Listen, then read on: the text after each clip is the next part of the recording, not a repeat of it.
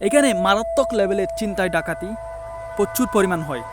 এই টার্নিংয়ে অতিরিক্ত চিন্তায় বেশি হয়।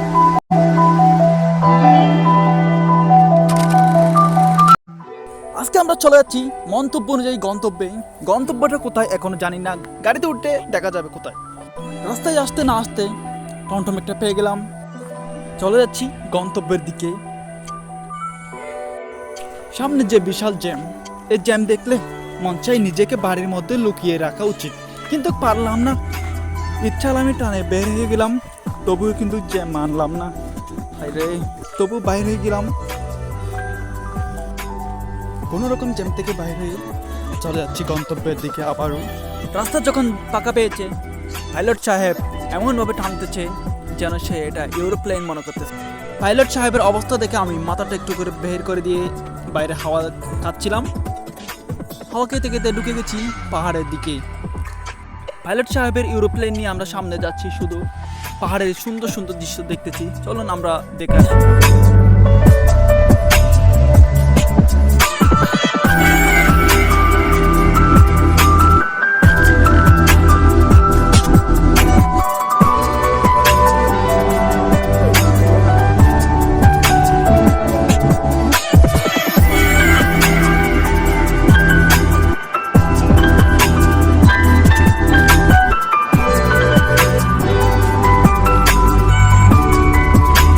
এখানে মারাত্মক লেভেলের ছিনতাই ডাকাতি প্রচুর পরিমাণ হয়।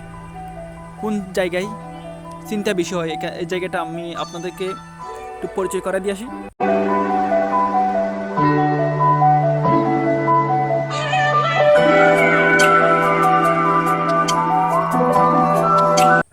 এই প্লেস থেকে চিন্তা বেশি হয়, কারণ এখানে সতর্কভাবে যাওয়া উচিত। কারণ সামনে একটা টার্নিং আছে নদীর পাশে, এই টার্নিংয়ের মধ্যে একটু ডাকাতি বেশি হয়।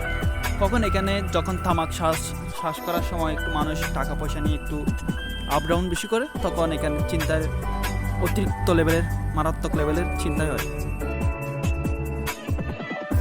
এটা হলো সেই টার্নিং, এই টার্নিংয়ে অতিরিক্ত চিন্তায় বেশি হয়। তো এইখানেই একটু ডাকাতি বেশি। এই জায়গার মধ্যে ডাকাতি হওয়ার কারণ এটা, পাহাড় থেকে যখন গাড়ি নামার সময় টার্নিং একটুভাবে চলায়, তখন ডাকাতরা সেই জায়গায় অবস্থান করে।